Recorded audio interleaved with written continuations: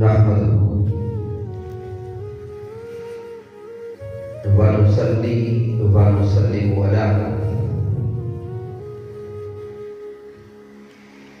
سيدنا ومولانا محمد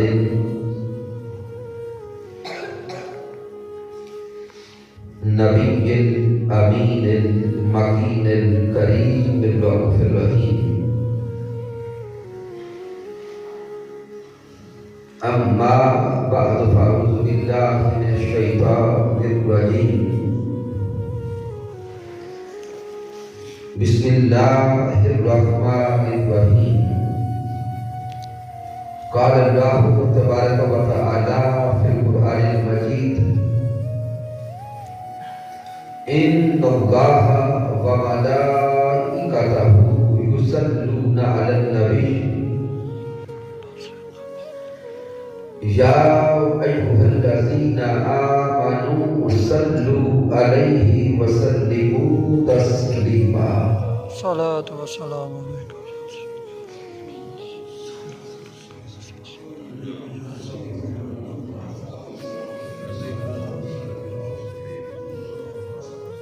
الصلاة والسلام عليك يا سيدنا يا نبی. اللہ رب العزت کی توفیق سے اور تاجدار کائنات صلی اللہ علیہ وسلم کے نالے پاک کے تصدق سے آج ہم غریب مبارک کی سرزمین پر ماہانہ درس عرفان قرآن کی اس بابرکت نشست میں حاضر ہیں اور آج کے درس عرفان قرآن میں ہم بالخصوص مغفرت کے لیے دعا کریں گے جناب محترم شجاع بھائی کے اور بلال بھائی کے استاذ محترم رشید عالم صاحب کے لیے، جو محترم شجاع بھائی نے مجھے بتایا کہ انتہائی قابل استاذ سے رب کائنات ان کو جنت میں اعلیٰ مقام عطا فرمائے. اور آج کے درس عرفان قرآن کے لیے جس موضوع کو چنا ہے وہ ہے درود و سلام کی برکات. سبحان اللہ. آج کے درس عرفان قرآن کے انعقاد پر ہدیہ تبلیغ و تاثیر پیش کرتا ہوں مسجد کی انتظامیہ کے تمام ساتھیوں کو، تمام نمازیوں کو. احباب نے کاوشیں کی ہیں، رب کائنات سب کی محنتیں اور کاوشیں اپنی بارگاہ اقدس میں قبول فرمائے. جناب محترم حاجی عبدالغفور صاحب، محترم شجاع بھائی، جناب محترم علامہ صاحب اور دیگر تمام معاونین، اللہ رب العزت سب کی محنتیں اپنی پاک بارگاہ اقدس میں قبول فرمائے. سامعین محترم، آئیے بلا تمہید قرآن مجید فرقان حمید کی آیہ کریمہ کی طرف توجہ کرتے ہیں. مالک کائنات کلام مجید میں ارشاد فرما رہا ہے، یہ سورۃ الاحزاب کی آیہ کریمہ نمبر 56 ہے، 22واں پارہ سورہ احزاب اور آیہ کریمہ نمبر 56. اس مقام پہ مالک کائنات نے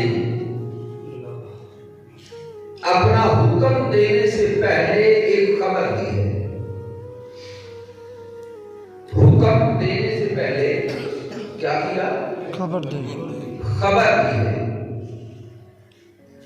جبکہ مالک کائنات کے اگر احکامات کو دیکھا جائے تو رب کائنات کا اسلوب بیان یہ ہے کہ وہ مولا بس اپنا حکم دیتا ہے. جیسے نماز کے بارے میں دیکھیں تو رب کائنات فرماتا ہے آپ کی نماز قائم کرو. زکات کے بارے میں دیکھیں تو رب کائنات فرماتے ہیں وآتوا الزکات، زکات ادا کرو. اسی طرح جب روزوں کا حکم دینے پہ آیا تو مالک کائنات نے فرمایا یا ایھا الذین آمنوا کتب علیکم الصیام. جہانگیر رب کائنات نے پہلے حکم دیا، بعد میں خبر دی کما کتب علی الذین من قبلکم لعلکم تتقون. لیکن یہ جو آیا درود ہے، اس آیا درود میں رب کائنات خبر پہلے دے رہا ہے اور حکم بعد میں دے رہا ہے. اور وہ مولا خبر کیا دیتا ہے؟ ان اللہ وملائکتہ یصلون علی النبی.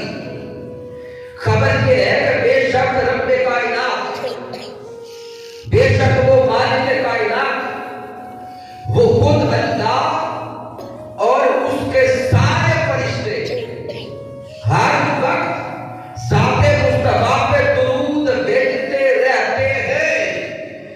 یا ایھا الذین آمنوا صلوا علیہ وسلموا تسلیما. اے ایمان والو تم بھی ذات مصطفیٰ پر درود بھیجا کرو اور خوب سلام بھیجا کرو. تو اس آیت مبارکہ میں پہلے دن اللہ نے خبر دی، اور خبر یہ دی کہ مالک کائنات خود ذات مصطفیٰ پہ درود بھیجا ہے. اب سامعین اس آیت کریمہ کے ترجمہ پہ غور کریں. اس سے پہلے جو تراجم آپ نے دیکھے ہوں گے وہ تراجم ہے کہ بے شک اللہ اور اس کے فرشتے، بے شک اللہ اور اس کے فرشتے نبی مختار پہ درود بھیجتے رہتے ہیں. لیکن یہ ترجمہ حضور شیخ الاسلام ڈاکٹر محمد طاہر القادری کا ہے. آپ فرماتے ہیں کہ بے شک اللہ اور اس کے سارے فرشتے، بے شک اللہ رب العزت اور اس کے سارے فرشتے ہر وقت ذات مصطفیٰ پہ درود بھیجتے. حضور شیخ الاسلام نے جو انفرادیت دی ہے وہ انفرادیت یہ کہ آقا کی ذات پہ سارے کے سارے فرشتے درود بھیجتے. جو فرشتہ ہے وہ درود بھیجتا ہے، جو بھی فرشتہ ہے وہ ذات مصطفیٰ پر درود بھیجتا ہے، اور جو ذات مصطفیٰ پر درود نہیں بھیجتا وہ فرشتہ ہو ہی نہیں سکتا. اب ذہن میں سوال پیدا ہوگا کہ یہ سارے فرشتوں کا ترجمہ حضور شیخ الاسلام نے کہاں سے لیا؟ اور جو دیگر تراجمیں ہیں وہ بھی درست، لیکن حضور شیخ الاسلام نے یہ ترجمہ کیا کیسے؟ تو میں صرف ایک علمی نقطہ دیتا ہوں. سامعین محترم، عربی گرامر کا اصول ہے کہ جب بھی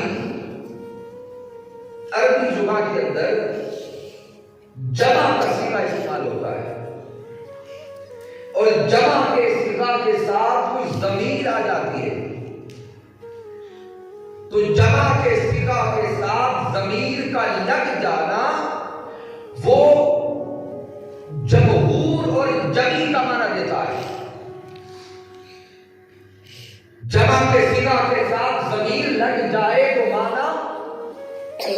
جمع کا ہے، سب کا ہے، کلیت کا ہے. اب غور کریں اس آیت کریمہ پر.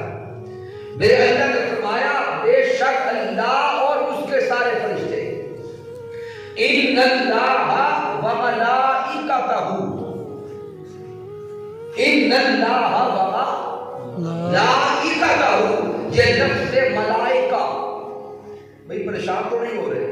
نہیں، لفظ ملائکہ ہے. لفظ ملائکہ یہ جمع کا صیغہ ہے یا واحد کا؟ جمع کا. ملائکہ جمع ہے، اس کا فاعل کیا ہے؟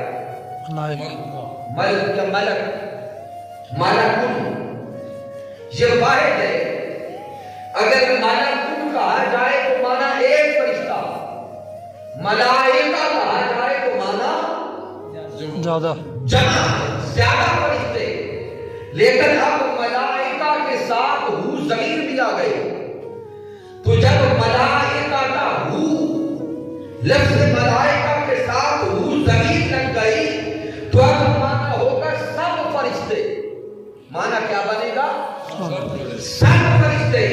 تو گویا جو رب کائنات فرما رہا ہے ان اللہ و ملائکتہ، بے شک اللہ اور اس کے سارے فرشتے، ان کا کام یہ ہے، فعل یہ ہے کہ ہر وقت ذات مصطفیٰ پہ وہ درود بھیجتے رہتے ہیں۔ اب کسی جوان کے ذہن میں سوال پیدا ہوگا کہ اگر فرشتے ہر وقت درود بھیجتے رہتے ہیں تو پھر یہ فرشتے ہمارے اعمال کب لکھتے ہوں گے؟ کہ ہمیں تو یہ بتایا گیا کہ کچھ فرشتوں کی ڈیوٹی قیام کرنا، کچھ فرشتوں کے ذمہ رکوع کرنا، کچھ فرشتوں کے ذمہ ہے سجود کرنا، کوئی نامہ اعمال لکھتے ہیں، کچھ بارش برساتے ہیں۔ تو اگر فرشتے ہر وقت درود میں لگ گئے تو باقی کام کب کریں گے؟ تو سامعین محترم یہ نقطہ ذہن میں بٹھا لیں کہ فرشتوں کا درود، ان کا درود یہ ہے کہ وہ ذات مصطفیٰ کے لیے ہر وقت دعا کرتے رہتے ہیں، ذات حبیب کے لیے ہر وقت دعا کرتے رہتے ہیں، باقی یہ اعمال ان کے جاری رہتے ہیں۔ فرشتوں کا بھی حال یہ ہے جیسے ہم کہتے ہیں ہاتھ کارون دل یاد وال، بلا تشبیہ و بلا مثال فرشتے ادھر کلام کاتبین بیٹھے ہیں اعمال لکھنے کے لیے، ادھر لکھ رہے ہیں، ادھر ذات مصطفیٰ کے لیے رب کی بارگاہ میں دعائیں کر رہے ہیں۔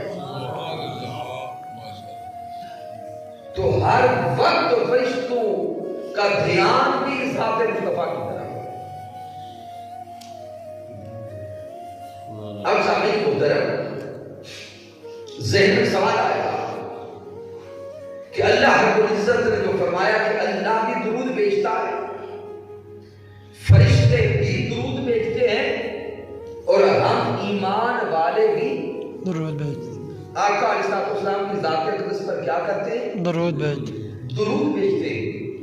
سامعین محترم لفظ صلاۃ ایک ہے، یصلون یہ لفظ ایک ہے، اللہ کے لیے بھی ہے، فرشتوں کے لیے بھی ہے، اور مومنوں کے لیے، ایمان والوں کے لیے بھی ہے۔ اب ذہن میں سوال پیدا ہوگا کہ کیا سب کا درود ایک ہے؟ ذہن میں سوال پیدا ہوگا کہ جس طرح ہم نماز میں درود بھیجتے ہیں اللہم صلی علی محمد، کیا اللہ بھی اسی طرح درود بھیجتا ہے؟ جس طرح ہم کھڑے ہو کے حضور کی ذات پہ بڑے ادب کے ساتھ درود بھیجتے ہیں اور پڑھتے ہیں یا نبی سلام علیک، یا حبیب سلام علیک، کیا اللہ اس طرح درود بھیجتا ہے؟ یا جیسے ہم پڑھتے ہیں شفاعِ بزم ہدایت پہ لاکھوں سلام، مصطفیٰ جان رحمت پہ لاکھوں سلام، کیا اللہ ایسے درود بھیجتا ہے؟ نہیں۔ سامعین محترم یہ درود و سلام بھیجنا ہمارا ہے۔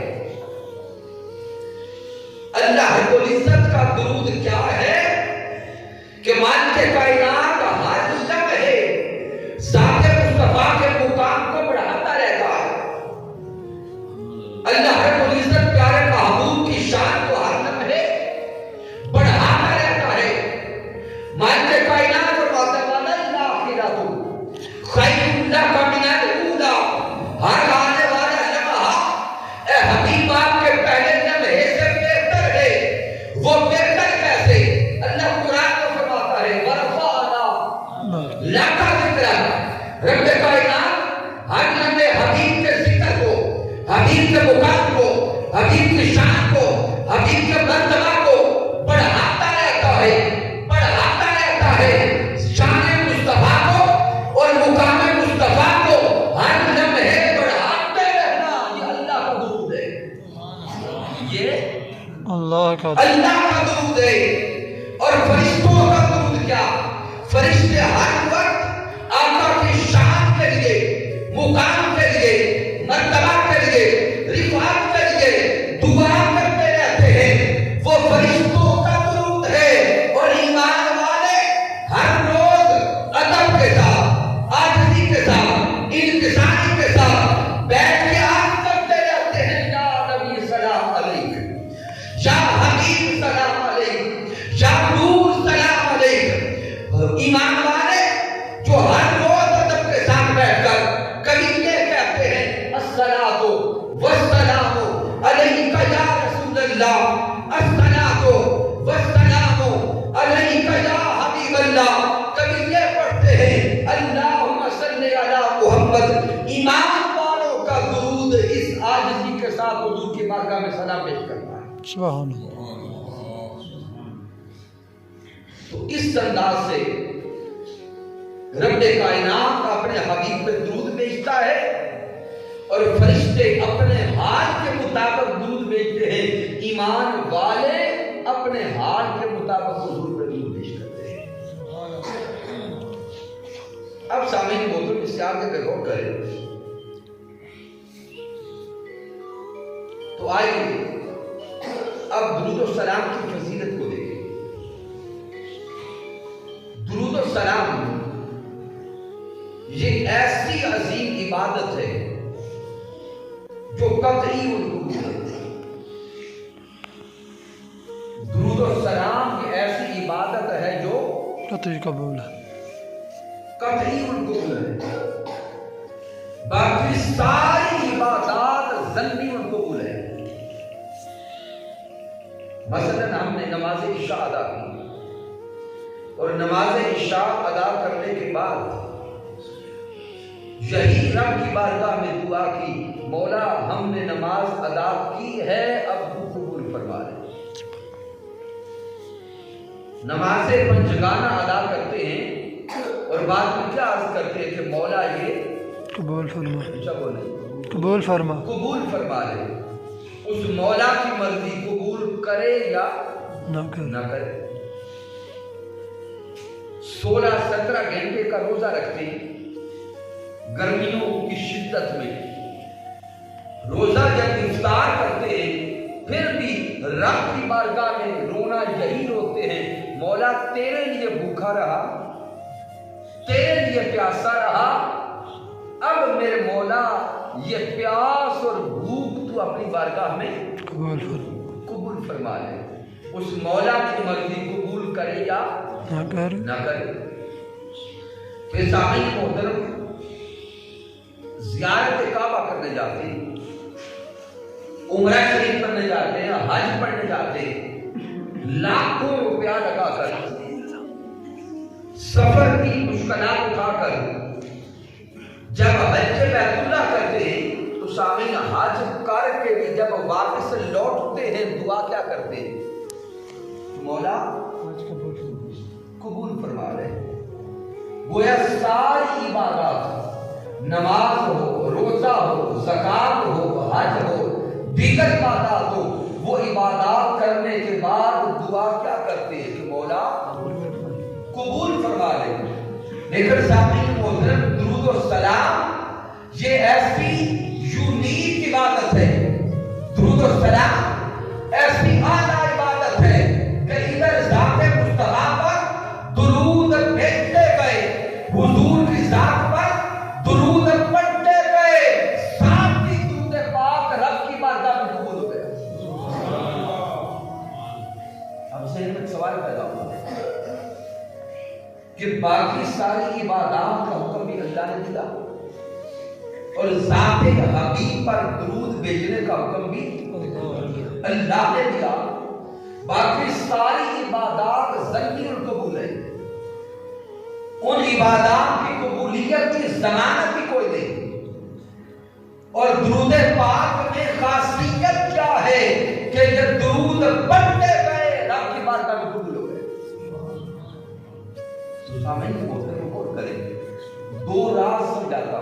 کہ سبب کیا ہے درود پاک کو بولنے کا؟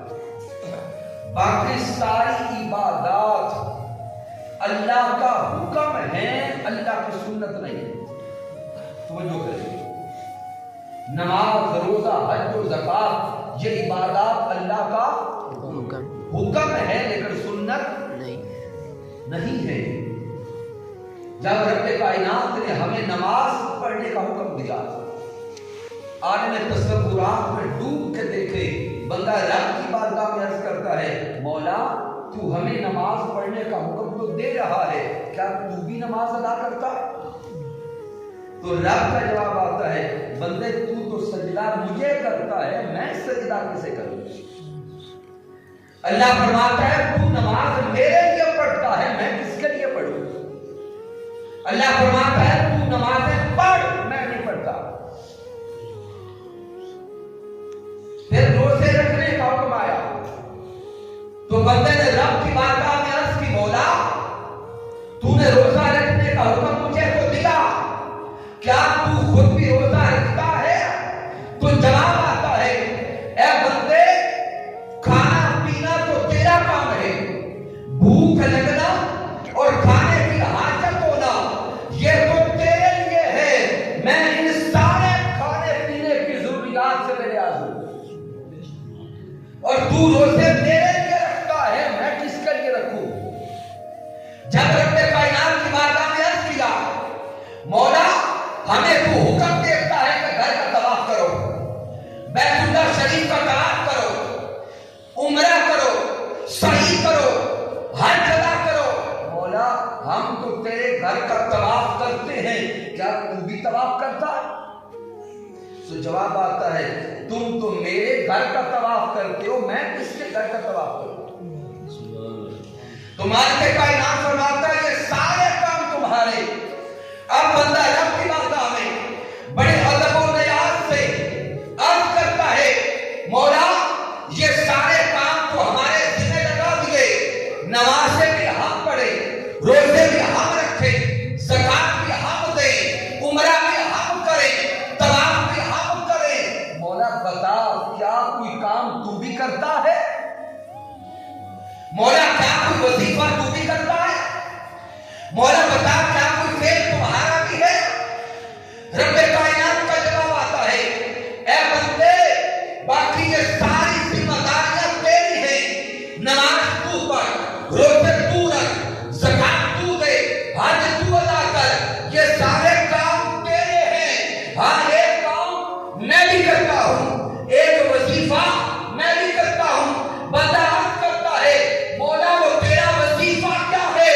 تو رب کائنات کا جواب آتا ہے بندے تو میرے لیے نمازیں پڑھتا رہے اور سن لے میرا وظیفہ ہر وقت محمد محمد کرتے رہنا ہے۔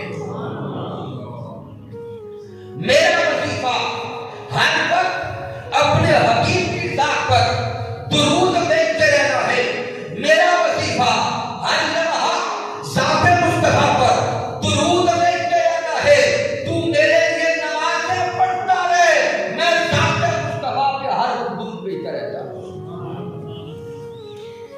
اب بندے نے عرض کیا مولا جو تیرا اتنا اعلیٰ کام جو تیرا ہے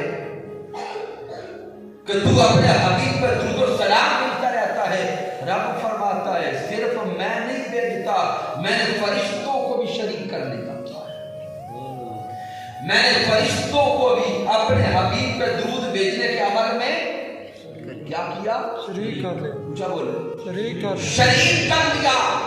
اور اے ایمان والو تم بھی پیچھے نہ رہو، آؤ تم بھی ہمارے ساتھ درود بھیجنے میں شریک ہو جاؤ، ہائے ہائے ہمارے ساتھ درود بھیجنے میں شریک ہو جاؤ۔ ارے سوچو تو صحیح، وہ جو لا شریک ہے، وہ جو لا شریک ہے، جب ذات حبیب پر درود و سلام بھیجنے کا وقت آیا اس نے فرشتوں کو بھی شریک کر دیا، ایمان والوں کو بھی شریک کر دیا اور حکم دے دیا آؤ سب مل کر محمد محمد کرتے ہیں، آؤ سب مل کر محمد محمد محمد صلی اللہ علیہ وسلم کرتے ہیں۔ تو سامعین محترم، آقا علیہ السلام کی ذات اقدس میں درود و سلام پیش کرنا یہ خود اللہ کا وظیفہ ہے۔ سبحان اللہ۔ اب آئیے اس سے آگے میں اور بات آسان کر دیتا ہوں، کیونکہ ہم لوگ وہ ہیں جب تک لالچ نہیں دیا جاتا تب تک آگے نہیں چلتے، اب لالچ کی طرف آ جاتے ہیں اور اجر کی طرف آ جاتے ہیں۔ میرے آقا علیہ السلام نے فرمایا جو بندہ ہر روز مجھ پر 100 مرتبہ درود بھیجتا ہے، اب سوتا بازی پہ آ جاتے ہیں۔ آقا نے فرمایا جو بندہ ہر روز مجھ پر 100 مرتبہ درود پیش کرتا ہے، اللہ اس کی 100 حاجتیں پوری کرتا ہے۔ اب غور کریں کہ درود پاک 100 بار آقا کی بارگاہ میں پیش کرنا کتنا مشکل ہے، کتنا وقت لگتا ہے۔ میرے کار میں 5 منٹ بھی نہیں لگتے، بیٹے خاموشی سے بیٹھ جائیں۔ آقا علیہ السلام نے فرمایا کہ جو انسان، جو امتی، جو بندہ ہر روز 100 مرتبہ میری ذات میں درود پاک پیش کرتا ہے، اللہ اس کی 100 حاجتیں پوری کرتا ہے۔ اور آگے آقا فرماتے ہیں ان 100 حاجات میں سے 70 حاجات یوم قیامت کی ہیں، 70 حاجات یوم قیامت کی ہیں اور 20 حاجات اس دنیا کی ہیں۔ آج کے درس عرفان القرآن میں سامعین محترم اپنی 100 حاجات آج کی رات اپنی ڈائری پہ گھر جا کے لکھ دیں۔ میں بڑے وثوق کے ساتھ بڑی پختہ بات کرنے لگا ہوں۔ آج رات سونے سے پہلے اپنی 100 ضروریات اپنی ڈائری پہ لکھ لیں اور صبح سے زندگی کا معمول بنا لیں ہر روز 100 بار حضور کی ذات کو درود پیش کرنا، لیکن زندگی کا معمول بن جائے۔ یہ وظیفہ پختہ ہم کر لیں، ضمانت آقا دیتے ہیں کہ رب کائنات اس کی حاجات پوری کر دے گا۔ تو بھئی ہم حاجتیں پوری کروانے کے لیے دعائیں کرواتے پھرتے ہیں، ہم حاجات پوری کروانے کے لیے سفارشیں ڈھونڈتے پھرتے ہیں، تو آقا علیہ السلام نے سب سے بڑی سفارش دے دی۔ بھئی دنیا کے کسی وزیر کو اپنا اگر سفارشی بنا لیں اور اللہ کی مرضی نہ ہو اس کام کے ہونے پر تو کیا وہ وزیر کروا لے گا؟ سوچ لیں، نہیں کروا سکتا۔ آخرکار ہونا کہاں سے؟ اللہ کی بارگاہ سے۔ تو آئیے نا ہم سفارشی بھی بہت بڑا کریں اور اس سفارشی نے جو ضمانت دے دی ہے اس ضمانت پہ ہمیں یقین ہے کہ نہیں؟ یقین ہے، ایمان ہے۔ تو آج ہی سے کوشش کریں کہ 100 بار حضور کی ذات سے درود پاک روز پڑھیں۔ پھر میرے آقا علیہ السلام نے فرمایا کہ کوئی انسان اور جو امتی ہر روز کثرت کے ساتھ مجھ پہ درود پیش کرتا ہے، کثرت کا عدد جو ہے وہ عرفات کہتے ہیں 333 سے شروع ہو جاتا ہے۔ اب آقا نے فرمایا جو ہر روز مجھ پر کثرت سے درود پاک پیش کرتا ہے، یوم قیامت اس کا وہ درود و سلام پل صراط پر نور بن کے آئے گا۔ تو پل صراط کا سفر بھی آسان ہو جائے گا، کس کے ذریعے؟ درود و سلام کے۔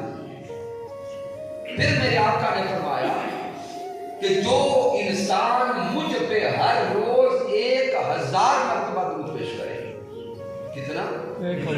1000 مرتبہ درود پاک کا وظیفہ بنا لے، میرے آقا فرماتے ہیں اسے اس وقت تک موت نہیں آ سکتی جب تک جنت میں اپنا گھر نہ دیکھ لے۔ اب ضمانتیں تو دنیا میں ہو ہی نہیں سکتی۔ اور سامعین محترم، اس پر اگر کوئی یہ سوچ رہا ہو کہ یہ صرف باتیں معاذ اللہ، تو میں 2 واقعات درس کرتا ہوں۔ امام سخاوی القول البدیع میں نقل کرتے ہیں، اور واقعہ یقیناً آپ نے کئی بار سنا ہوگا۔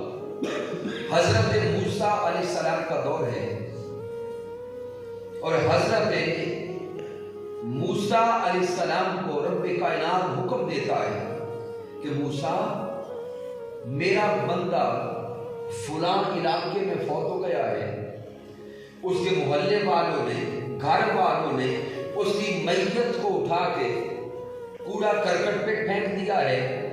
اے موسیٰ، تو جا میرے بندے کی میت کو اٹھا اور اس کے جنازہ اور کفن دفن کا اہتمام کر۔ حضرت موسیٰ علیہ السلام تشریف لے گئے، جہاں کا میرے اللہ نے بتایا تھا وہاں سے میت کو اٹھایا، اعلان کروایا، جنازہ کا کفن دفن کا اہتمام کیا، دفن کر چکے تو اب محلے والوں سے پوچھتے ہیں بھئی وہ انسان تھا، اللہ کا بندہ تھا، فوت ہو گیا تھا، تو آپ نے اس کے دفن کا اہتمام کیوں نہیں کیا؟ اس کی میت کو کوڑا کرکٹ پہ کیوں پھینکا؟ تو محلے کے ہر بندے نے بتایا کہ وہ بڑا گناہگار تھا، اتنا گناہگار تھا، ہم اس سے اتنے تنگ تھے کہ مرتا گیا، ہم نے سکھ کا سانس لیا، اس کی میت کو پھینک دیا۔ اب حضرت موسیٰ علیہ السلام حیرت میں گم ہیں، ادھر سارے محلے والوں کی گواہیاں اس کے متضاد تھی، اس کے مخالف تھی، اور سارے محلے والوں کی گواہیاں اس کے گناہوں پر تھی، اور ادھر رب کائنات کا حکم تھا موسیٰ میرا بندہ ہے، اس کے جا کے کفن دفن کا اہتمام کر۔ حضرت موسیٰ علیہ السلام نے دفن کو کر دیا، ادھر محلے سے گواہیاں لے کر رب کائنات کی بارگاہ میں پہنچے، عرض کرتے مولا وہ تو گناہگار تھا، سیاہکار تھا، اس لیے محلے والوں نے اس کی میت کو پھینک دیا، اب مولا تو بتا اس کی نیکی کیا تھی کہ اس کے دفن کے لیے تو نے مجھے بھیجا۔ اب توجہ کرنا، رب کائنات نے فرمایا کہ اے میرے موسیٰ، محلے والوں نے درست کہا تھا، وہ گناہگار تھا، سیاہکار تھا، باقی تھا، لیکن اس کا ایک عمل تھا، جب بھی آسمانی کتاب کھولتا اور اس کتاب کے اندر جب میرے محبوب، میرے حبیب، میرے من موہن امام الانبیاء محمد مصطفیٰ کا نام دیکھتا تو نام مصطفیٰ کو چھوتا بھی تھا، اور محمد مصطفیٰ پہ درود بھی بھیجتا تھا۔ وہ درود پڑھنا، نام محمد کو چومنا، نام محمد کا ادب کرنا، یہ عمل اتنا تھا میں نے گناہ نہیں دیکھے، مصطفیٰ کا درود دیکھ کے کفن دفن کا اہتمام کرنا۔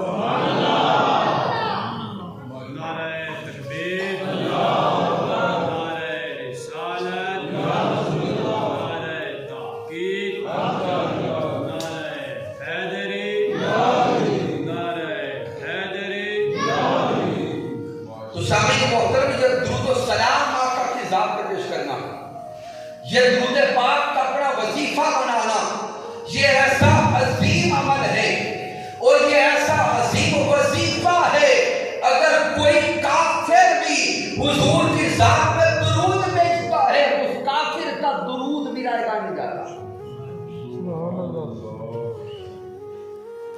گناہگار تو گناہگار رہ گیا، اگر کوئی کافر بھی حضور کی ذات میں درود بھیجتا ہے، رب کائنات اس کو اس درود کا اجر بھی دیتا ہے۔ اور درود کیا ہے؟ نبی کا ادب۔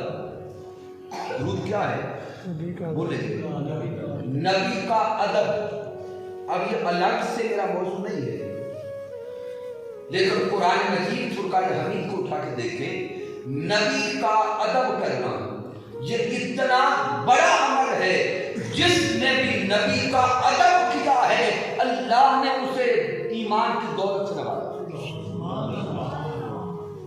اور جس بدبخت نے بھی نبی کی بے ادبی کی ہے، چاہے وہ بڑے بڑے عمل کرنے والا کیوں نہ ہو، وہ بدبخت بے ایمان مرتا ہے۔ صرف اشارہ دیتا، ابلیس شیطان یہ بہت بڑا توحیدی تھا، بہت بڑا توحیدی تھا، مواحد تھا، سجدے کرنے والا، رب کا مقرب تھا، بس ایک ہی اس سے بھول ہو گئی کہ اس نے اللہ کے نبی کی بے ادبی کر دی۔ کیا کیا؟ بے ادبی کر دی۔ بس اللہ کے نبی کے بے ادبی ہونا تھی، رب کائنات نے فرما دیا فخرج، نکل جا۔ اور دوسری طرف اب قرآن مجید کو اٹھا کے دیکھیں، حضرت موسیٰ علیہ السلام کے سامنے جو جادوگر آئے تھے مقابلہ کرنے، کون آئے تھے؟ جادوگر، کیا کرنے؟ اللہ کے نبی کو ہرانے آئے تھے،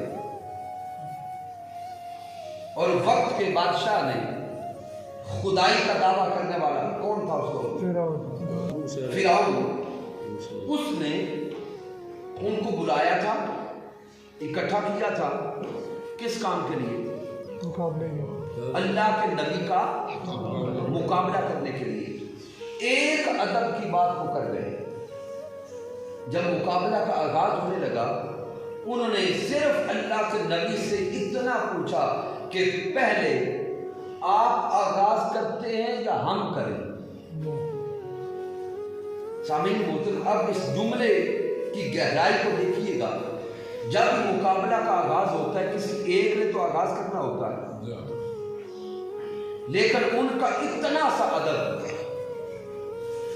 وہ اللہ کے نبی کی بارگاہ میں ادب سے کہتے ہیں کہ پہلے آپ آغاز کرتے ہیں یا ہم آغاز کریں۔ اللہ کو ان کا اتنا سا ادب اتنا پسند آیا کہ ان کو ایمان کی دولت عطا کر دی۔ لہذا جو اللہ کے نبی کا ادب ہے وہی ایمان ہے، اور جو اللہ کے نبی کی بے ادبی ہے وہی بے ایمانی ہے۔ اور درود پاک کیا ہے؟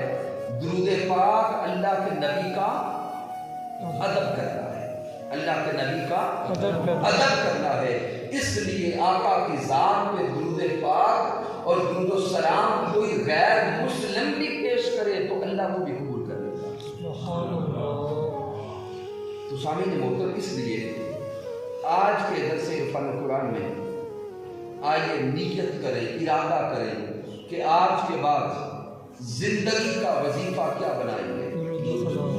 درود السلام، کم از کم ہر روز 100 مرتبہ، اس سے بڑھ کر 333 مرتبہ، اس سے آگے بڑھائیں، کوشش کریں ہر روز 1000 مرتبہ۔ اور آج کی جو چیز دے رہا ہوں، حکیم الامت حضرت علامہ محمد اقبال رحمۃ اللہ تعالی علیہ، آپ سے کسی نے پوچھا کہ آپ حکیم الامت کیسے بنے؟ آپ حکیم الامت کیسے بنے؟ تو حضرت علامہ محمد اقبال رحمۃ اللہ تعالی علیہ فرماتے ہیں کہ میں نے گن کر 1 کروڑ مرتبہ سونے حبیب کی ذات پہ درود و سلام پیش کیا ہے۔ ادھر درود پڑھنا تھا، مجھے حکیم الامت بھی بنا دیا گیا، حضور کی کچہری بھی عطا ہوئی، آقا کی کچہری بھی عطا ہو گئی۔ سامعین آئیے نا، آج کچھ اور کوشش کریں، ارادہ کریں کہ اپنی زندگی میں 1 کروڑ مکمل کریں گے، ارادہ کرتے ہیں۔ اور شاید میرے دوست اب آپ سوچ رہے ہو بڑا مشکل ہے، جب کروڑ کا عدد آتا ہے تو ذہن کہتا ہے بڑا مشکل ہے، تو سامنے جان لے مشکل نہیں ہے، 10 سالوں پہ اس کو تقسیم کر لیں. کتنے سالوں پہ؟ 10 سالوں پہ. 10 سالوں میں کتنا کرنا ہے؟ 1 کروڑ. 1 سال میں کتنا آئے گا؟ 10 لاکھ. 1 سال میں 10 لاکھ آئے گا. 1 سال کے اندر مہینے کتنے؟ 12. اب 10 لاکھ کو 12 پہ تقسیم کر لیں تو ایک مہینے میں تقریباً ایک مہینے میں 80 سے 90 ہزار راؤنڈ اباؤٹ. آپ 1 لاکھ کا عدد ایک مہینے کا رکھیں. کتنا؟ 1 لاکھ. پھر مہینے میں دن کتنے؟ 30. اب 1 لاکھ کو 30 دنوں پہ تقسیم کرے تو کتنا پڑے گا؟ تقریباً 3 سے 4 ہزار. 3200 کے قریب قریب. تو اب تھوڑا سوچ کے بتائیں کہ کیا اتنا درود پاک پڑھنا مشکل ہے؟ لیکن ارادہ پختہ ہو تو کام ہو جاتا ہے. آئیے آج کے درس عرفان القرآن کا یہ فیض لے کے جائیں, ارادہ پختہ کر کے جائیں کہ حضور کی ذات پہ 1 کروڑ مرتبہ ہم نے درود پاک پڑھنا ہے انشاءاللہ تعالی. پھر اگلی باتیں وہ دیکھیں کہ وہ نیت جو کریں گے اگر وہ شرعی جائز کام کو اللہ پورا کرے. اور اللہ کی عزت کی قسم منہاج القرآن والوں کا کوئی کام اٹکتا ہی نہیں, اٹکتا ہی نہیں ہے. کیوں؟ یہ ہیں درود والے, یہ ہیں درود والے. سامعین محترم, پوری دنیا میں روئے زمین پر 2 مقامات ایسے ہیں جہاں پہ 24 گھنٹے آقا کی ذات پر درود پیش کیا جاتا ہے. کل روئے زمین پر 2 مقامات ایسے ہیں جہاں پہ ہر وقت پیارے حبیب پر درود و سلام پیش کیا جاتا ہے. ایک مقام گنبد خضرا کا ہے, مدینہ المنورہ گنبد خضرا روضہ مصطفیٰ, جہاں پہ 70,000 فرشتے دن کو آتے ہیں, 70,000 فرشتے رات کو آتے ہیں, اور انسان غلام دیوانے عاشق وہ بھی آتے رہتے ہیں اور درود پیش کرتے رہتے ہیں. اور دوسرا مقام آپ کے پاکستان میں داتا علی حجویری کی نگری مرکز منہاج القرآن گوشہ درود وہ مقام ہے جہاں پہ نمازوں کے وقفوں کے ساتھ 24 گھنٹے حضور کی ذات پہ درود پیش کیا جاتا ہے. 5 کھرب مرتبہ سے زائد ہے, 5 کھرب مرتبہ سے زائد درود و سلام گوشہ درود کے تحت آقا کی بارگاہ میں پیش کیا جا چکا ہے. اب غور تو کریں, میرے آقا نے تو فرمایا جو انسان ہر روز 100 بار پڑھے اس کی عادتیں پوری ہوتی ہیں. میرے آقا نے تو فرمایا جو کثرت سے پڑھے اس کا درود پل صراط پہ نور بن جائے گا. ارے منہاج القرآن کے رفقا, اپنی قسمت پہ مان کرو, ناز کرو. یہ جو درود پاک پڑھا جا رہا ہے یہ سارے کا سارا یوم قیامت آپ کے لیے نور بن کے آئے گا. پھر دیکھیں وہاں پہ نور کا عالم کیا ہوگا, نور کا عالم کیا ہوگا. اس لیے آئیے اپنی زندگیوں کو درود و سلام سے منور کر لیں, درود و سلام سے مزین کر لیں. زندگیوں کو درود و سلام سے سجانا ہمارا کام ہے. نور علی نور کر دینا یہ رب کائنات کا کام ہے. آج کے درس عرفان القرآن کے انعقاد پر بارہ دیگر حدیقہ قبری کو تحسین پیش کرتا ہوں. آپ تمام احباب کو مالک کائنات سب کی کابشی اپنی بارگاہ میں قبول فرمائے. دی محمد سے وفا تو ہم تیرے ہیں, یہ جہاں چیز ہے کیا لوح قلم تیرے ہیں. سامعین محترم, تحریک منہاج القرآن کی رفاقت میں آئیں, سنگت میں آئیں, درود والوں کی صحبت میں آئیں, تاکہ یہ درود و سلام کا فیض آپ کو اس دنیا میں بھی ملے, قبر میں بھی ملے, اور یوم قیامت قیامت میں نصیب ہو. وما علینا الا البلاغ.